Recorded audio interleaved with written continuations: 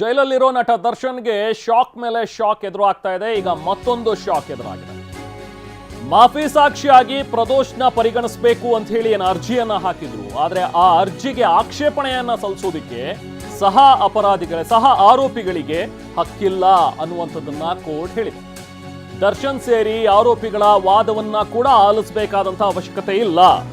ಹಾಗಾಗಿ ತಮ್ಮ ವಾದವನ್ನು ಆಲಿಸಬೇಕು ಅಂತ ಹೇಳಿ ಕೋರಿ ಸಲ್ಲಿಸಿದಂತಹ ಒಂದು ಅರ್ಜಿ ಏನಿತ್ತಲ್ಲ, ದರ್ಶನ್ ಸೇರಿದಂತೆ ಇತರೆ ಆರೋಪಿಗಳು ಒಂದು ಅರ್ಜಿಯನ್ನ ಸಲ್ಲಿಸಿದ್ರು. ಒಂದು ವೇಳೆ ಪ್ರದೋಷ್ನ ಮಾಫಿ ಸಾಕ್ಷಿಯಾಗಿ ಮಾಡ್ಕೋಬೇಕೋ ಬೇಡವೋ ಅನ್ನುವಂಥ ಒಂದು ತೀರ್ಮಾನದ ವಿಚಾರದಲ್ಲಿ ಅದಕ್ಕೆ ಆಕ್ಷೇಪಣೆ ಸಲ್ಲಿಸೋದಕ್ಕೆ ನಮಗೂ ಕೂಡ ಅವಕಾಶ ನೀಡಬೇಕು ಅಂತ ಹೇಳಿ ದರ್ಶನ್ ಪರ ವಕೀಲರು ಹಾಗೆ ಇತರೆ ಸಹ ಆರೋಪಿಗಳ ಪರ ವಕೀಲರು ಕೂಡ ಒಂದು ಅರ್ಜಿಯನ್ನ ಹಾಕಿದ್ರು. ಆ ಅರ್ಜಿಯ ಬಗ್ಗೆ ವಿಚಾರಣೆ ನಡೆಸಿದಂತಹ ನ್ಯಾಯಾಲಯ ಇವತ್ತಿಗೆ ಅಂದ್ರೆ ಈಗ ಆದೇಶವನ್ನ ಕಾಯ್ದಿರಿಸಿತ್ತು. ಅದರಂತೆ ಈಗ ಆದೇಶದಲ್ಲಿ ಹೇಳಿರೋ ಪ್ರಕಾರ ಮಾಫಿ ಸಾಕ್ಷಿ ವಿಚಾರವಾಗಿ ಆಕ್ಷೇಪಣೆ ಅಥವಾ ಅವರ ಒಂದು ವಾದವನ್ನ ಪರಿಗಣಿಸಬೇಕಾಗಿಲ್ಲ ಅನ್ನುವಂಥದ್ದನ್ನ ಆದೇಶ ನೀಡಿದೆ. ಸೊ ಇದ್ರ ಜೊತೆಗೆ ಈಗ ಮಾಫಿ ಸಾಕ್ಷಿ ಅರ್ಜಿಯನ್ನ ಕಾನೂನಿನಂತೆ ತೀರ್ಮಾನಿಸಲಾಗುತ್ತೆ. ಇನ್ನೂ ಕೂಡ ಅದ್ರ ಬಗ್ಗೆ ಏನು ತೀರ್ಮಾನ ಆಗಿಲ್ಲ. ಮುಂದಿನ ದಿನಗಳಲ್ಲಿ ಅದನ್ನ ವಿಚಾರಣೆ ಮಾಡಿ ಇವರನ್ನ ಮಾಫಿ ಸಾಕ್ಷಿಯಾಗಿ ಮಾಡ್ಕೋಬೇಕೋ ಬೇಡವೋ, ಅಂದ್ರೆ ಪ್ರದೋಷ ಏನ್ ಅರ್ಜಿಯನ್ನ ಹಾಕಿದಾನೆ ನನ್ನನ್ನ ಮಾಫಿ ಸಾಕ್ಷಿಯಾಗಿ ಮಾಡಿ ಅಂತ ಹೇಳಿ, ಸೊ ಆ ಮಾಫಿ ಸಾಕ್ಷಿ ಅರ್ಜಿಯನ್ನ ಪರಿಗಣಿಸಬೇಕೋ ಬೇಡವೋ ಅನ್ನುವಂಥದ್ದು ಕೂಡ ಇನ್ನೂ ತೀರ್ಮಾನ ಆಗಿಲ್ಲ. ಸೊ ಅದ್ರ ಬಗ್ಗೆನೂ ಕೂಡ ಮುಂದಿನ ದಿನಗಳಲ್ಲಿ ತೀರ್ಮಾನಿಸ್ತೀವಿ ಅನ್ನುವಂಥದ್ದನ್ನ ಈಗಾಗಲೇ ನ್ಯಾಯಾಧೀಶರು ಹೇಳಿದ್ದಾರೆ ಕೋರ್ಟ್ನಲ್ಲಿ.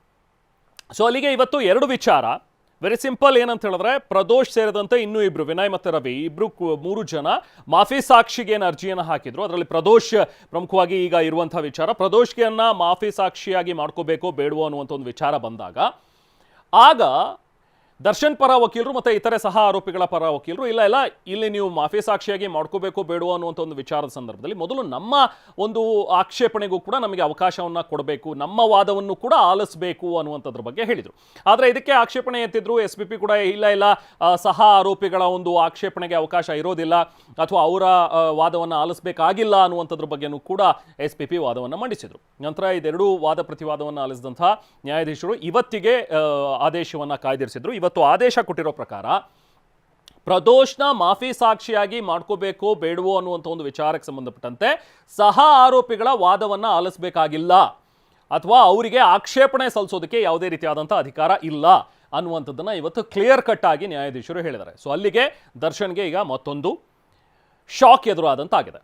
ಮತ್ತಷ್ಟು ಡೀಟೇಲ್ಸ್ ನಮ್ಮ ಪ್ರತಿನಿಧಿ ರಮೇಶ್ ನೀಡ್ತಾರೆ. ರಮೇಶ್, ಎರಡು ವಿಚಾರ.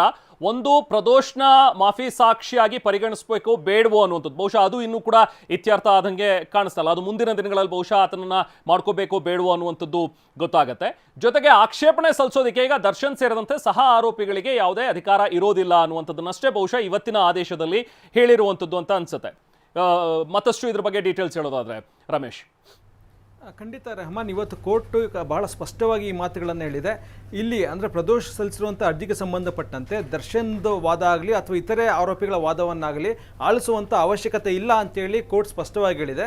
ಅದೇ ರೀತಿ ಪ್ರದೋಷ್ ಸಲ್ಲಿಸಿರುವಂಥ ಅರ್ಜಿಗೆ ಸಂಬಂಧಪಟ್ಟಂತೆ ಕೋರ್ಟ್ ಯಾವುದೇ ರೀತಿಯಾದಂಥ ತೀರ್ಮಾನಕ್ಕೆ ಬಂದಿಲ್ಲ. ಅದು ಕಾನೂನಿನಂತೆ ಮುಂದಿನ ದಿನಗಳಲ್ಲಿ ಅದಕ್ಕೆ ಸೂಕ್ತವಾದಂಥ ಆದೇಶವನ್ನು ನೀಡಲಾಗುವುದು ಅಂತೇಳಿ ಜಡ್ಜು ಸ್ಪಷ್ಟವಾಗಿ ಹೇಳಿದ್ದಾರೆ. ಹೀಗಾಗಿ ಇಲ್ಲಿ ಒಂದಂತೂ ಸ್ಪಷ್ಟ, ಇಲ್ಲಿ ಅಂದರೆ ಈ ಹಂತದಲ್ಲಿ ದರ್ಶನ್ ಆಗಲಿ ಅಥವಾ ಇತರ ಆರೋಪಿಗಳಾಗಲಿ ಇದು ಮಾಫಿ ಸಾಕ್ಷಿಗೆ ಸಂಬಂಧಪಟ್ಟಂತೆ ತಮ್ಮ ವಾದವನ್ನು ಮಂಡಿಸೋ ಹಾಗಿಲ್ಲ. ಯಾಕಂದರೆ ದರ್ಶನ್ ಪರ ವಕೀಲರು ಮೊನ್ನೆ ಇದೇ ವಾದವನ್ನು ಮಂಡಿಸಿದ್ರು. ಏನಂದರೆ ನಮಗೆ ಕೂಡ ಅಧಿಕಾರ ಇದೆ, ಯಾಕಂದರೆ ನಾವು ಬಾಧಿತ ವ್ಯಕ್ತಿಗಳು, ಇದರಿಂದ ನಮಗೆ ನೇರವಾಗಿ ಪರಿಣಾಮ ಆಗುತ್ತೆ, ಹೀಗಾಗಿ ನಮ್ಮ ವಾದವನ್ನು ಕೂಡ ಕೇಳಬೇಕು. ಮತ್ತು ಅಪ್ರೂವರ್ ಆಗಬೇಕು ಅಂದರೆ ಬೇರೆ ಸಾಕ್ಷಿಗಳು ಇರಬಾರ್ದು, ಅಂಥ ಸಂದರ್ಭದಲ್ಲಿ ಮಾತ್ರ ಅಪ್ರೂವರ್ನ ಪರಿಗಣಿಸಬೇಕು. ಈ ಹಂತದಲ್ಲಿ ಅಪ್ರೂವರ್ ಆಗಿ ಪರಿಗಣಿಸಬಾರ್ದು ಅಂತೇಳಿ ಏನು ಕ್ಷಮೆ ಕೋರಿದ್ದಂಥ ಮಾಫಿ ಸಾಕ್ಷಿಯಾಗಿ ಕೋರಿದ್ದಂಥ ಅರ್ಜಿಗೆ ತೀವ್ರ ಆಕ್ಷೇಪವನ್ನು ವ್ಯಕ್ತಪಡಿಸಿದ್ರು. ಆದರೆ ಕೋರ್ಟ್ ಇವತ್ತು ಸ್ಪಷ್ಟವಾಗಿ ಹೇಳಿದೆ, ಈ ಹಂತದಲ್ಲಿ ದರ್ಶನ್ ಅವರ ವಾದವನ್ನು ಕೇಳೋ ಅವಶ್ಯಕತೆ ಇಲ್ಲ, ಇತರ ಆರೋಪಿಗಳ ವಾದವನ್ನು ಕೂಡ ಕೇಳುವಂಥ ಅವಶ್ಯಕತೆ ಇಲ್ಲ ಅಂತೇಳಿ. ಯಾಕೆ ಅಂತಂದರೆ ವಿನಯ್ ಕುಲಕರ್ಣಿ ಕೇಸ್ನಲ್ಲಿ ಹೈಕೋರ್ಟ್ನ ಒಂದು ತೀರ್ಪು ಕೂಡ ಸ್ಪಷ್ಟವಾಗಿದೆ. ಏನಂತಂದರೆ ಈ ಮಾಫಿ ಸಾಕ್ಷಿಯಾಗಿ ಪರಿಗಣಿಸುವಂಥ ಅಧಿಕಾರ ಇರುವಂಥದ್ದು ಪ್ರಾಸಿಕ್ಯೂಷನ್ಗೆ ಮತ್ತು ಕೋರ್ಟ್ಗೆ. ಹೀಗಾಗಿ ಪ್ರಕ್ರಿಯೆಯಲ್ಲಿ ಏನಾದರೂ ಲೋಪದೋಷ ಆದಾಗ, ಅಂದರೆ ಕಾನೂನಿನ ಅಂದರೆ 307 CRPCಯಲ್ಲಿ ಏನು ಪ್ರಕ್ರಿಯೆ ಇದೆ ಆ ಪ್ರಕ್ರಿಯೆಯನ್ನು ಫಾಲೋ ಮಾಡೋದಕ್ಕೆ ಆಗದೇ ಇದ್ದಂಥ ಸಂದರ್ಭದಲ್ಲಿ, ಅದರಲ್ಲಿ ಏನಾದರೂ ಲೋಪದೋಷ ಇದ್ದಂಥ ಸಂದರ್ಭದಲ್ಲಿ ಆಗ ಮಾತ್ರ ಬಾಧಿತ ವ್ಯಕ್ತಿಗಳು ಮೇಲ್ಮನವಿ ಸಲ್ಲಿಸೋದಕ್ಕೆ ಅವಕಾಶ ಇದೆ. ಆದರೆ ಮೆರಿಟ್ಸ್ ಆಧಾರದ ಮೇಲೆ ಈ ರೀತಿ ಮೇಲ್ಮನವಿ ಮೇಲ್ಮನವಿ ಸಲ್ಲಿಸೋದಕ್ಕಾಗಲಿ ಅವರ ವಾದವನ್ನು ಕೇಳೋದಕ್ಕಾಗಲಿ ಅವಕಾಶ ಇಲ್ಲ ಅಂತೇಳಿ ಹೇಳಿತ್ತು. ಹೀಗಾಗಿ ಇದೇ ಒಂದು ತೀರ್ಪನ್ನು ಮುಂದಿಟ್ಟುಕೊಂಡು ಇವತ್ತು ಕೋರ್ಟು ಟ್ರಯಲ್ ಕೋರ್ಟ್ ಆದೇಶ ನೀಡಿರುವಂಥ ಸಾಧ್ಯತೆ ಇದೆ.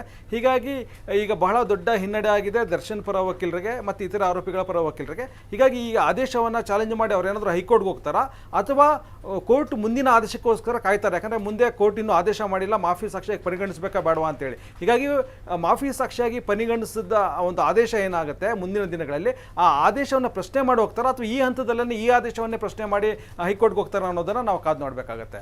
ರಮೇಶ್, ಹಾಗಾದ್ರೆ ಈಗ ಈ ವಿಚಾರದಲ್ಲಿ ಈಗ ಫೈನ್ ನೀವು ಹೇಳಿದಾಗೆ ಅದನ್ನ ಹೈಕೋರ್ಟಿಗೆ ಅವ್ರು ಚಾಲೆಂಜ್ ಮಾಡ್ತಾರ ಅನ್ನುವಂಥದ್ದು ನೆಕ್ಸ್ಟ್ ವಿಚಾರ. ಆದ್ರೆ ಈಗ ಪ್ರದೋಷನ್ನ ಮಾಫಿ ಸಾಕ್ಷಿಯಾಗಿ ಮಾಡ್ಕೋಬೇಕೋ ಬೇಡವೋ ಅನ್ನುವಂಥ ಒಂದು ವಿಚಾರವನ್ನು ಇದೆಯಲ್ಲ, ಸೊ ಅದು ಹೇಗೆ ಇತ್ಯರ್ಥವಾಗುತ್ತೆ ಮುಂದಿನ ದಿನಗಳಲ್ಲಿ ಅನ್ನುವಂಥದ್ದು, ಅಂದ್ರೆ ಇದ್ರ ಪ್ರೊಸೀಜರ್ ಅಂದ್ರೆ ಈಗ ಪ್ರದೋಷ್ ಪರ ವಕೀಲರು ಯಾಕೆ ಪ್ರದೋಷ್ನ ಮಾಫಿ ಸಾಕ್ಷಿ ಮಾಡ್ಕೋಬೇಕು ಅನ್ನುವಂಥದ್ದನ್ನ ವಾದಿಸ್ತಾರ, SPP ಅದಕ್ಕೆ ಇದ್ದಂತಹ ಆಕ್ಷೇಪಣೆಗಳನ್ನ ಎತ್ತುವಂಥದ್ದು, ಅಥವಾ ಯಾಕೆ ಇವನನ್ನ ಮಾಡ್ಕೋಬೇಕು ನಾವು ಮಾಫಿ ಸಾಕ್ಷಿ ಅನ್ನುವಂಥದ್ರ ಬಗ್ಗೆ ಆಗತ್ತಾ? ಹೇಗಿರುತ್ತೆ ಪ್ರೊಸೀಜರ್ ಈಗ ಈ ಒಂದು ವೇಳೆ ಇದ್ರ ಬಗ್ಗೆ ಒಂದು ವಿಚಾರಣೆ ನಡೆಯುವಂಥದ್ದಾದ್ರೆ? ಈಗ ರಮೇಶ್, ರೆಹಮಾನ್, CRPC ಸೆಕ್ಷನ್ 306 ಮತ್ತು 307ನಲ್ಲಿ ಯಾವ ರೀತಿ ಪ್ರಕ್ರಿಯೆಯನ್ನು ಪಾಲಿಸಬೇಕು ಮಾಫಿ ಸಾಕ್ಷಿ ಕೊಡಬೇಕಾದ್ರೆ ಅನ್ನೋದು ಸ್ಪಷ್ಟವಾಗಿದೆ. ಹೀಗಾಗಿ ಒಂದ್ಸಲ ಅಪ್ರೂವರ್ ಆಗಿ ನಾನು ಆಗ್ತೀನಿ ಅಂತೇಳಿ ಅರ್ಜಿಯನ್ನು ಸಲ್ಲಿಸಿದ್ರೆ ಆ ಅರ್ಜಿ ಬಗ್ಗೆ ಕೋರ್ಟ್ ಸ್ವತಂತ್ರವಾಗಿ ತಾನೇ ನಿರ್ಧಾರ ಕೈಗೊಳ್ಳೋಕ್ಕಾಗೋದಿಲ್ಲ. ಬದಲಾಗಿ ಅವರು ಏನು ಪ್ರಾಸಿಕ್ಯೂಟರ್ಗೆ ಸೂಚನೆಯನ್ನು ಕೊಡಬೇಕಾಗತ್ತೆ. ಇದ್ರ ಬಗ್ಗೆ ನಿಮ್ಮ ಒಪಿನಿಯನ್ ಏನಿದೆ ಅದನ್ನು ನೀವು ತಿಳಿಸಿ ಕೋರ್ಟ್ಗೆ ಅಂತೇಳಿ ಸೂಚನೆಯನ್ನು ಕೊಡಬೇಕಾಗತ್ತೆ. ಇದ್ರ ಪ್ರಕಾರ ಈಗಾಗಲೇ ಏನು ಕೋರ್ಟು ಪ್ರಾಸಿಕ್ಯೂಷನ್ಗೆ ಸೂಚನೆಯನ್ನು ಕೊಟ್ಟಿದೆ, ಇದ್ರ ಬಗ್ಗೆ ನಿಮ್ಮ ನಿಲುವೇನು ಮತ್ತು ನಿಮ್ಮ ಪ್ರತಿಕ್ರಿಯೆಯನ್ನು ತಿಳಿಸಿ ಅಂತೇಳಿ.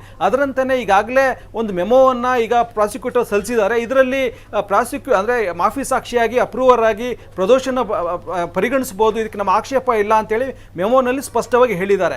ಹೀಗಾಗಿ ಕೋರ್ಟ್ಗೆ ಏನಾದರೂ ಮತ್ತಷ್ಟು ಏನಾದರೂ ಸಂಶಯಗಳಿದ್ರೆ ಇದ್ರ ಬಗ್ಗೆ ಏನಾದರೂ ಮತ್ತಷ್ಟು ಸ್ಪಷ್ಟೀಕರಣ ಬೇಕಾದರೆ ಆಗ ಮತ್ತೆ ಪಬ್ಲಿಕ್ ಪ್ರಾಸಿಕ್ಯೂಟರ್ಗೆ ಸೂಚನೆಯನ್ನು ಕೊಡಬಹುದು, ಅವರಿಂದ ಅಸಿಸ್ಟೆನ್ಸನ್ನು ಪಡ್ಕೋಬಹುದು. ಆನಂತರ ಕೋರ್ಟ್ ಈ ಬಗ್ಗೆ ತನ್ನದೇ ಆದಂಥ ಒಂದು ಆದೇಶವನ್ನು ಕೊಡಬಹುದು. ಹೀಗಾಗಿ ಈ ಎಲ್ಲ ಪ್ರಕ್ರಿಯೆಗಳಿನ್ನೂ ನಡೆಯೋದು ಬಾಕಿ ಇದೆ. ಜೊತೆಗೆ ಈಗಾಗಲೇ ಪ್ರದೋಷು ತನ್ನ ಅರ್ಜಿಯಲ್ಲೇ ಸ್ಪಷ್ಟವಾಗಿ ಹೇಳಿದ್ದಾನೆ ಯಾವ್ಯಾವ ಕಾರಣಕ್ಕೋಸ್ಕರ ನಾನು ಈ ರೀತಿ ಅರ್ಜಿಯನ್ನು ಸಲ್ಲಿಸ್ತಾ ಇದ್ದೀನಿ ಮತ್ತು ನಾನು ಈ ಕೇಸ್ನಲ್ಲಿ ಬಹಳ ಮಹತ್ವದ ಸಾಕ್ಷಿಯಾಗಿ ನನ್ನನ್ನು ಯಾಕೆ ಪರಿಗಣಿಸಬೇಕು ಅನ್ನೋದನ್ನು ಸಂಪೂರ್ಣ ವಿವರವನ್ನು ಕೊಟ್ಟಿದ್ದಾನೆ. ದರ್ಶನ್ ಹೇಗೆ ಪರಿಚಯ ಆಗಿದ್ದು, ಆನಂತರ ಏನೇನಾಯಿತು, ಘಟನೆ ದಿವಸ ಏನೇನಾಯಿತು, ಸಂಪೂರ್ಣ ವಿವರವನ್ನು ಕೊಟ್ಟಿದ್ದಾನೆ. ಮತ್ತು ರೇಣುಕಾ ಸ್ವಾಮಿ ಮೇಲೆ ಹಲ್ಲೆ ಹೇಗೆ ನಡೀತು ಅನ್ನೋದಕ್ಕೂ ಕೂಡ ಸ್ಪಷ್ಟವಾಗಿ ಹೇಳಿದ್ದಾನೆ. ಹೀಗಾಗಿ ಈ ಅರ್ಜಿಯಲ್ಲಿ ಹೇಳಿರೋದೇ ಅಂತಿಮ ಆಗೋದಿಲ್ಲ. ಬದಲಾಗಿ ಈ ಅರ್ಜಿಯನ್ನು ಪರಿಗಣಿಸಿದ ನಂತರ ಕೋರ್ಟ್ ಒಂದು ವೇಳೆ ಏನಾದರೂ ಅಪ್ರೂವರ್ ಆಗಿ ಪರಿಗಣಿಸೋದಕ್ಕೆ ಒಪ್ಕೊಂಡ್ರೆ ಮತ್ತೆ ಆತ ಕೋರ್ಟ್ನ ಕಟಕಟೆಗೆ ಬಂದು ಸಾಕ್ಷಿಯಾಗಿ ಹೇಳಬೇಕಾಗತ್ತೆ. ಸಾಕ್ಷಿಯಾಗಿ ಹೇಳಿಕೆ ನೀಡಿದ ನಂತರ ಮತ್ತೆ ಆತನ ಪಾಟಿ ಸವಾಲಿಗೆ ಒಳಪಡಬೇಕಾಗುತ್ತೆ. ಅದಾದಮೇಲೆ ಆತನ ಉತ್ತರ ಏನು ಬರುತ್ತೆ ಅದೇ ಈ ಕೇಸ್ನ ಮಹತ್ವದ ಸಾಕ್ಷಿ ಆಗುತ್ತೆ. ಹೀಗಾಗಿ ಅಲ್ಲಿವರೆಗೂ ಕೂಡ ಕಾನೂನು ಹೋರಾಟ ನಡೆಸೋದಕ್ಕೆ ದರ್ಶನ್ಗೂ ಕೂಡ ಅವಕಾಶ ಇರುತ್ತೆ, ಇತರ ಸಹ ಆರೋಪಿಗಳಿಗೂ ಕೂಡ ಅವಕಾಶ ಇರುತ್ತೆ. ಹೀಗಾಗಿ ಈ ಎಲ್ಲ ಪ್ರಕ್ರಿಯೆ ಆದ ಮೇಲೆನೆ ಇದೊಂದು ಮಾಫಿ ಸಾಕ್ಷಿಯಾಗಿ ಕೋರ್ಟ್ ಪರಿಗಣಿಸುತ್ತೆ. ಒಂದು ಕ್ವಿಕ್ ರಿಯಾಕ್ಷನ್ ರಮೇಶ್, ಒಂದು ವೇಳೆ ಈಗ ಮಾಫಿ ಸಾಕ್ಷಿಯಾಗಿ ತನ್ನನ್ನ ಪರಿಗಣಿಸಿದ್ದೇ ಆದಲ್ಲಿ ಆತ ಕೊಡುವಂತ ಒಂದು ಹೇಳಿಕೆ ಸ್ಟೇಟ್ಮೆಂಟ್ಗಳೆಲ್ಲವೂ ಏನಿರುತ್ತೆ ಸಾಕ್ಷ್ಯಗಳು, ಸೊ ಅದನ್ನ ಚಾಲೆಂಜ್ ಮಾಡೋದಕ್ಕೂ ಕೂಡ ಈಗ ದರ್ಶನ್ ಮತ್ತೆ ಸಹ ಆರೋಪಿಗಳಿಗೆ ಆಗ ಏನಾದರೂ ಅವಕಾಶ ಇರುತ್ತಾ ಕಾನೂನು ಅಡಿಯಲ್ಲಿ ಅಂತ ಹೇಳಿ? ಅಂದ್ರೆ ಆತ ಹೇಳ್ತಾ ಇರುವಂಥದ್ದು ಸುಳ್ಳಿದೆ ಅಥವಾ ಅದನ್ನ ಚಾಲೆಂಜ್ ಮಾಡುವಂಥದ್ದು ಆ ಥರದ ಅವಕಾಶಗಳು? ಈಗಾಗಲೇ ವಿನಯ್ ಕುಲಕರ್ಣಿ ಕೇಸ್ನಲ್ಲೂ ಇದೇ ರೀತಿಯ ಪ್ರಸಂಗ ಎದುರಾಗಿತ್ತು. ಅಲ್ಲೂ ಕೂಡ A1 ಆರೋಪಿನೇ ಮಾಫಿ ಸಾಕ್ಷಿಯಾಗಿ ಪರಿವರ್ತನೆ ಆಗಿದ್ದ. ಆದರೆ ಆತನ ಹೇಳಿಕೆ ದಾಖಲಿಸಿದ ನಂತರ ಪ್ರಕ್ರಿಯೆಯಲ್ಲಿ ಲೋಪದೋಷ ಇದೆ ಅಂತೇಳಿ ಹೈಕೋರ್ಟ್ ಮೆಟ್ಟಿಲೇರಿದ್ರು. ಆ ಸಂದರ್ಭದಲ್ಲಿ ಕೋರ್ಟ್ ಒಂದು ಮಾಫಿ ಸಾಕ್ಷಿಯನ್ನೇ ರದ್ದುಪಡಿಸಿ ಮತ್ತೆ ಹೊಸದಾಗಿ ಪ್ರಕ್ರಿಯೆಯನ್ನು ನಡೆಸಿ ಅಂತೇಳಿ ವಿಚಾರಣೆ ನ್ಯಾಯಾಲಯಕ್ಕೆ ಸೂಚನೆಯನ್ನು ಕೊಟ್ಟಿತ್ತು. ಆನಂತರ ಮತ್ತೆ ಹೊಸದಾದಂಥ ಪ್ರಕ್ರಿಯೆ ನಡೆಸಿ ಸರಿಯಾದಂಥ ಪ್ರಕ್ರಿಯೆಯನ್ನು ಫಾಲೋ ಮಾಡಿದ್ರಿಂದ ಮತ್ತೆ ಹೈಕೋರ್ಟ್ಗೆ ಹೋದಾಗ ಹೈಕೋರ್ಟ್ ಯಾವುದೇ ರೀತಿ ಹಸ್ತಕ್ಷೇಪ ಮಾಡೋದಕ್ಕೆ ನಿರಾಕರಿಸ್ತು. ಅಂದರೆ ಇದರ ಅರ್ಥ ಮೆರಿಟ್ಸ್ ಆಧಾರದ ಮೇಲೆ, ಅಂದರೆ ಈತ ಮಾಡಿದ ಸರಿ ಇಲ್ಲ ಅಂತೇಳಿ ಮೆರಿಟ್ಸ್ ಆಧಾರದ ಮೇಲೆ ಅವ್ರು ಕೋರ್ಟ್ಗೆ ಹೋಗೋಕ್ಕಾಗೋದಿಲ್ಲ. ಬದಲಾಗಿ ಪ್ರಕ್ರಿಯೆಯಲ್ಲಿ ಏನಾದರೂ ಲೋಪದೋಷ ಮತ್ತೆ ಏನಾದರೂ ಆದರೆ ಆ ಸಂದರ್ಭದಲ್ಲಿ ಅದನ್ನ ಪ್ರಶ್ನೆ ಮಾಡಿ ಹೈಕೋರ್ಟ್ಗೆ ಹೋಗೋದಕ್ಕೆ ಅವಕಾಶ ಇದೆ. ಮೆರಿಟ್ಸ್ ಮೇಲೆ ಏನಿದ್ರು ಪಾರ್ಟಿ ಸವಾಲ್ಗೆ ಒಳಪಡಿಸಿ ಆತನನ್ನು ಆನಂತರ ಆತನಿಂದ ಉತ್ತರವನ್ನು ತಗೊಳ್ಳುವಂಥ ಪ್ರಯತ್ನವನ್ನು ಮಾಡಬಹುದು. ಆದರೆ ಅದನ್ನು ಅಂದರೆ ಅರ್ಹತೆ ಆಧಾರದ ಮೇಲೆ, ಮೆರಿಟ್ಸ್ ಆಧಾರದ ಮೇಲೆ ಹೈಕೋರ್ಟ್ಗೆ ಮೇಲ್ಮನವಿ ಸಲ್ಲಿಸೋದಕ್ಕೆ ಸಾಧ್ಯ ಆಗೋದಿಲ್ಲ. ಕೇವಲ ಲೋಪದೋಷಗಳು, ಪ್ರಕ್ರಿಯೆಯಲ್ಲಿನ ಲೋಪದೋಷಗಳ ಆಧಾರದ ಮೇಲೆ ಮಾತ್ರ ಹೈಕೋರ್ಟ್ಗೆ ಮೇಲ್ಮನವಿಯನ್ನು ಸಲ್ಲಿಸಬಹುದು. Yes, thank you Ramesh.